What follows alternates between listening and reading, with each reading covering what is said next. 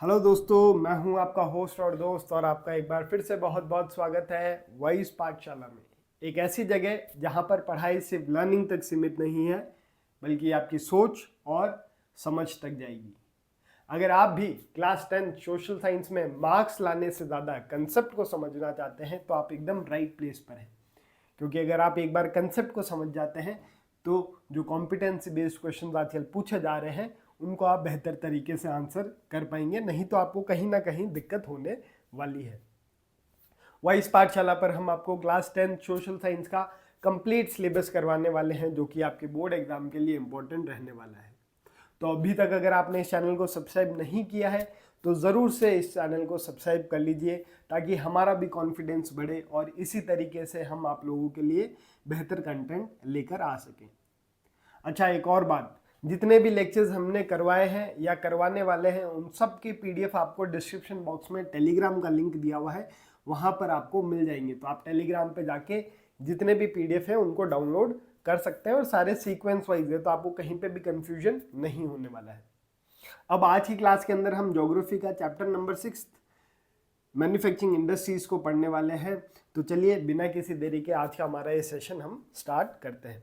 Start करने से पहले एज यूजुअल मैं आपको बताता हूँ इस चैप्टर में हम क्या पढ़ रहे हैं। इस चैप्टर में हम जो है मोटी मोटी दो बातें पढ़ेंगे। सबसे पहले हम पढ़ेंगे क्लासिफिकेशन ऑफ इंडस्ट्रीज। हम इंडस्ट्रीज को कितनी तरीके से क्लासीफाई कर सकते हैं। तो हमने जो है इंडस्ट्रीज के क्लासिफिकेशन का पहले बेसिस देखा, तो 4 तरीके से हम इंडस्ट्रीज को क्लासीफाई कर सकते हैं। फिर हमने जो है कुछ इंडस्ट्रीज को डिटेल में पढ़ा, जैसे हमने एग्रो बेस्ड इंडस्ट्री को पढ़ा और हमने मिनरल बेस्ड इंडस्ट्रीज को पढ़ा, इनको हमने डिटेल में पढ़ा। फिर लास्ट में हम जो है एक चीज़ देखेंगे, वो है आपका इंडस्ट्रियल पॉल्यूशन। जो इंडस्ट्रीज है वो पॉल्यूशन भी करती है और उसके हम सल्यूशन देखने वाले हैं। तो ये मोटे मोटे हम इस चैप्टर में पढ़ेंगे। अगर अपन पिछली क्लास की बात करें तो हमने जो है वो मिनरल बेस्ड इंडस्ट्रीज के बारे में पढ़ा था, मिनरल बेस्ड इंडस्ट्रीज। अब ये मिनरल बेस्ड इंडस्ट्रीज हमने कितनी पढ़ी थी? हमने एक पढ़ी थी आपकी आयरन एंड स्टील, फिर हमने पढ़ी थी एल्यूमिनियम इंडस्ट्री पढ़ी थी। फिर हमने जो है वो आपकी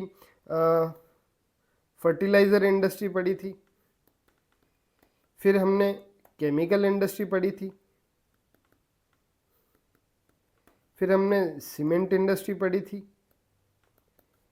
7th हमने ऑटोमोबाइल इंडस्ट्री पढ़ी थी और लास्ट हमने पढ़ी थी आईटी इंडस्ट्री। तो ये सारी मिनरल बेस्ड इंडस्ट्रीज में हमने पढ़ा था। एग्रो बेस्ड इंडस्ट्री हमने चैप्टर लेक्चर नंबर 2 में किया। अब आज की क्लास के अंदर हम देखेंगे तो हम इंडस्ट्रियल पोल्यूशन के बारे में पढ़ेंगे।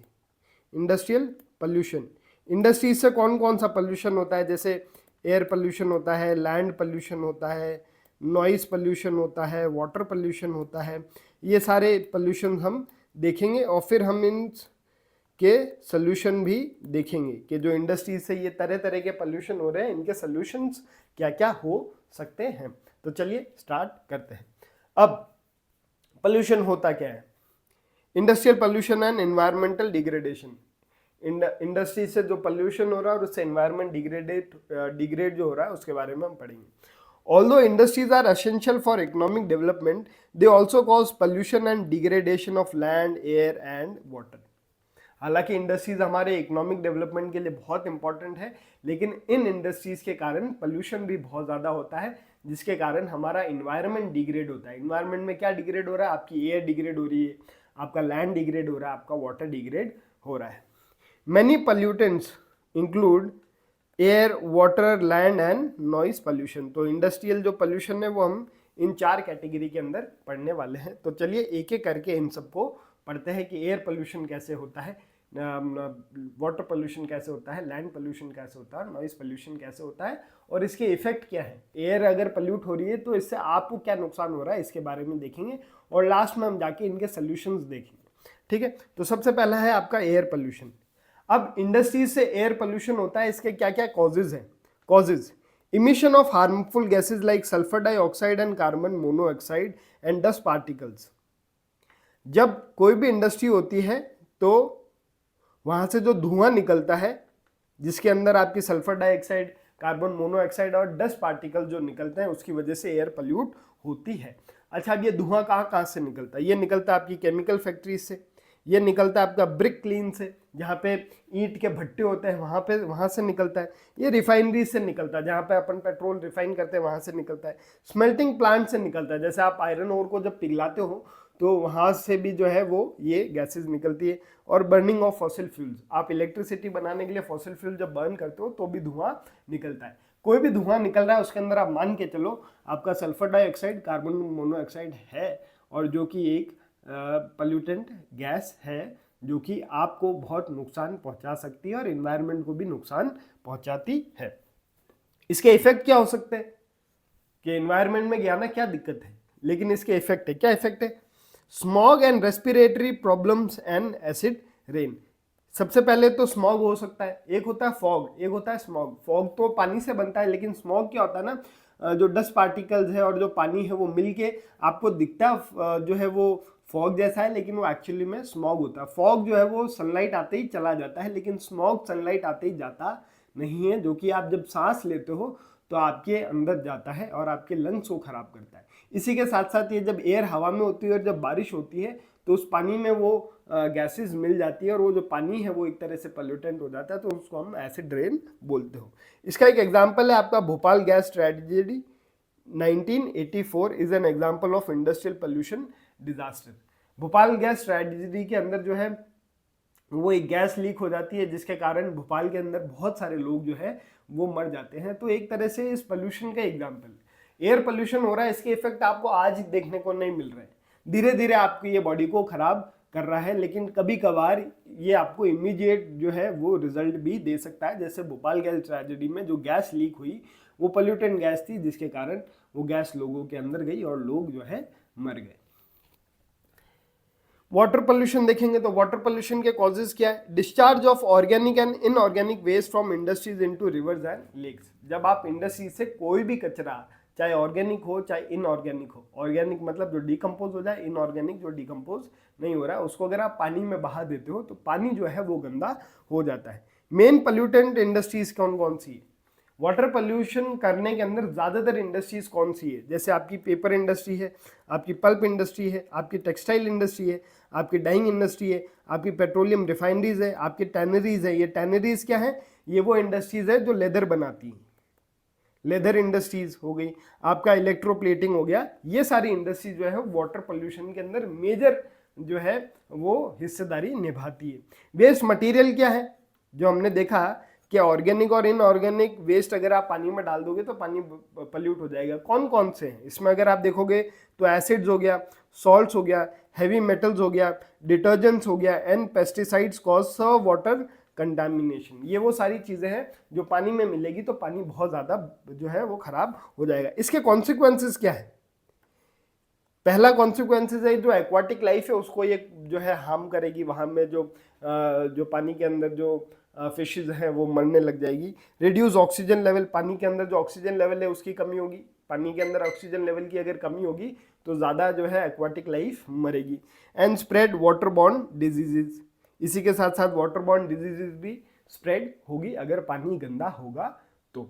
ठीक है, 1 सेकेंड स्टूडेंट्स। अब आगे नेक्स्ट पोल्यूशन देखेंगे तो है थर्मल पोल्यूशन। थर्मल पोल्यूशन क्या है? जब आप इंडस्ट्री से गरम गरम पानी किसी पानी के अंदर डाल देते हैं। फॉर एग्जांपल आपने अगर कोटा के आसपास का कोई है तो कोटा के अंदर एक थर्मल प्लांट लगा हुआ है, वो थर्मल प्लांट अपना पानी सीधा चंबल के अंदर डिस्चार्ज करता है। तो जब गर्म पानी चंबल में डिस्चार्ज करता है तो वो चंबल का उतना एरिया का पानी जो है वो गरम गरम है। उस गरम गरम पानी से क्या है, उसके कांटेक्ट में जितनी भी मच्छी आती है वो मर जाती है। तो कहीं ना कहीं ये भी जो है एक तरह का हमारे लिए प्रॉब्लम वाली बात है। मीनिंग क्या है?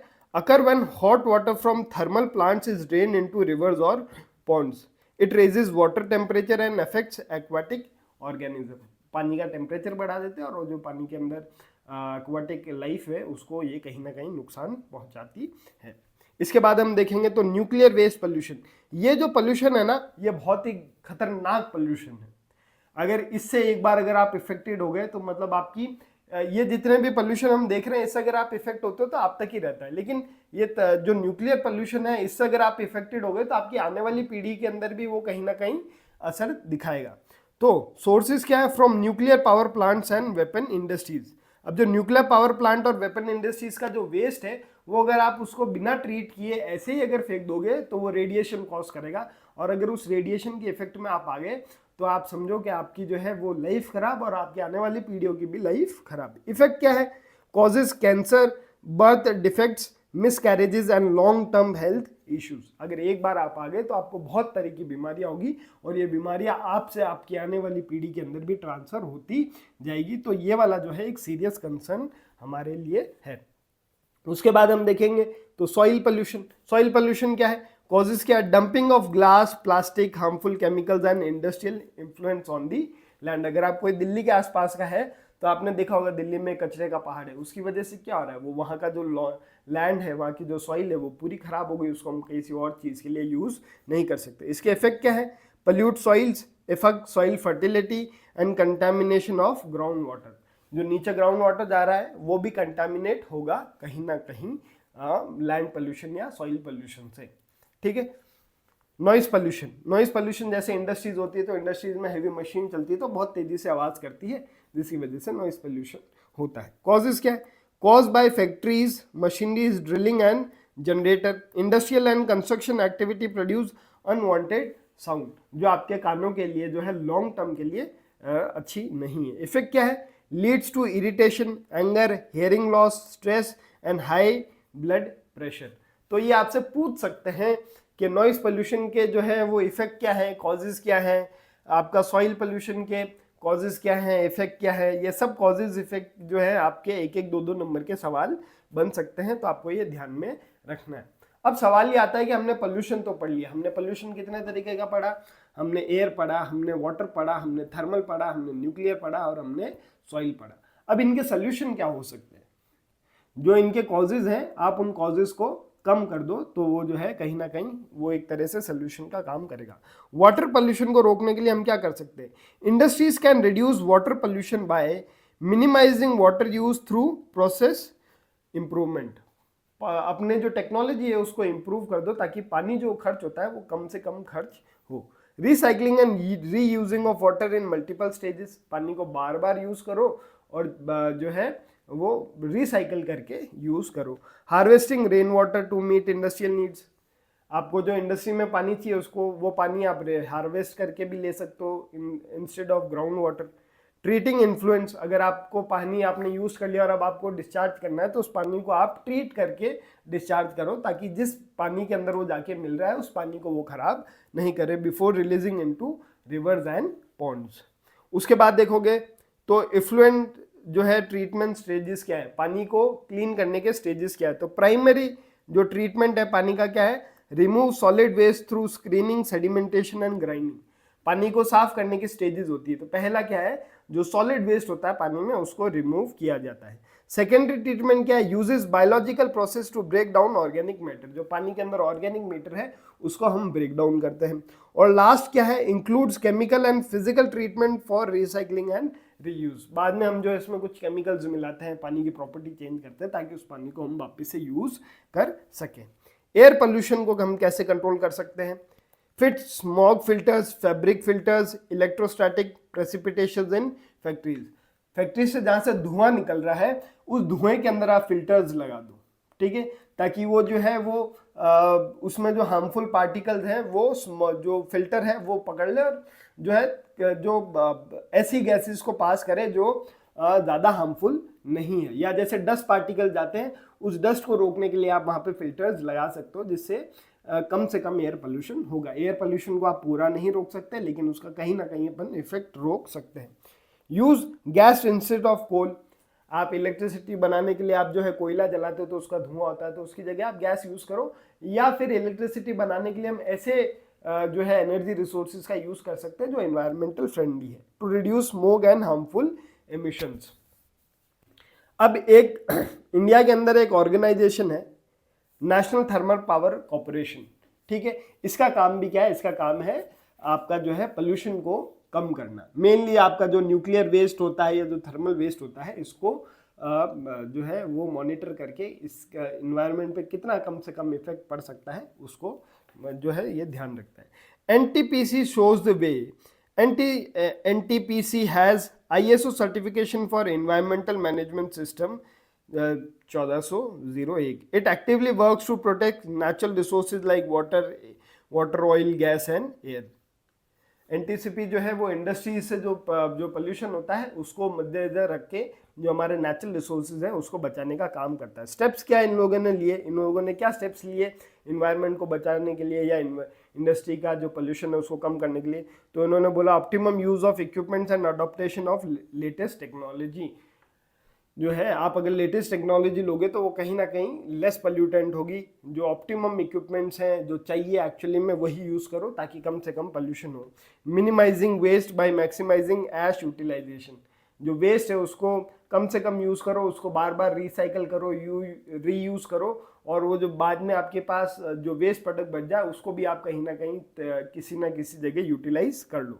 Planting tree belts to ecological balance. जितनी भी इंडस्ट्रीज हैं उसके आसपास आप पेड़ पौधे लगाओ जिससे एयर पोल्यूशन थोड़ा कम हो सके। Reducing pollution through ash pound management, water recycling and liquid waste treatment. ये जो है वो हर इंडस्ट्री में जो उनका वेस्ट होता है उसको हम कैसे वापस से जो है ट्रीट कर सकते हैं जिससे एनवायरनमेंट को नुकसान नहीं हो, तो वो सारे स्टेप्स भी ये लोग लेते हैं। Online monitoring and database management for all power stations. जो है मॉनिटरिंग चलती है, डेटा कलेक्ट किया जाता है कौन कितना पोल्यूशन कर रहा है, कहाँ अपन पोल्यूशन कम कर सकते हैं। तो जो एनटीसीपी है उसका काम है कि जो इंडस्ट्रियल पोल्यूशन है उसको हम कैसे मॉनिटर कर सकते हैं और उसका जो वेस्ट है उसको हम कैसे जो है वो ट्रीट कर सके और उस वेस्ट को हम कैसे यूज़ कर सके ताकि हमारे इन्वायरमेंट में जितना डिग्रेडेशन हो रहा है वो कम से कम हो। तो ये था हमारा आज का चैप्टर जिसके अंदर हमने जो है वो इंडस्ट्रियल पोल्यूशन पढ़ा और उस पोल्यूशन से जो इन्वायरमेंट जो खतरे में है, इन्वायरमेंटल डिग्रेडेशन है उसके बारे में, इन्वायरमेंटल डिग्रेडेशन के बारे में पढ़ा और फिर बाद में हमने जो है वो इसके सॉल्यूशंस जाने जिसमें हमने एनटीसीपी का रोल भी देखा।